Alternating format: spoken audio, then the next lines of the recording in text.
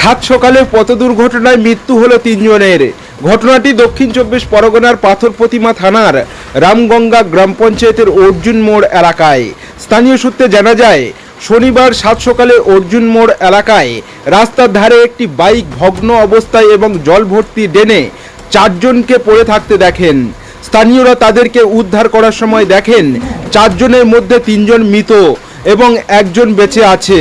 স্থানীয়রা এবং পুলিশের সহযোগিতায় তাদেরকে উদ্ধার করে গোদামথুরা হাসপাতালে নিয়ে গেলে চিকিৎসক চারজনের মধ্যে তিনজনকে মৃত বলে ঘোষণা করেন এবং একজন গুরুতর আহত অবস্থায় চিকিৎসাধীন, তবে তাদের পরিচয় জানা যায়নি।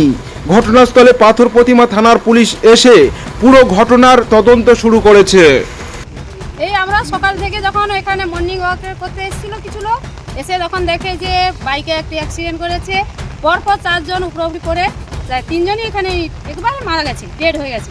আর একজন আহত অবস্থায়, মানে তেও গুরুতর অবস্থা, তার বাঁচার অবস্থা নেই, খুব ওই দিগম্বর হসপিটালে তাকে পৌঁছে দেওয়া হয়েছে। এখানে বারবারই আমাদের অর্জুন মোড়ে এরকম অ্যাক্সিডেন্ট করে, আর বারবারই এরকম দুর্ঘটনা ঘটে। হ্যাঁ, একটাই মোটরসাইকেলে চারজনই ছিল। শোভনাগিরি।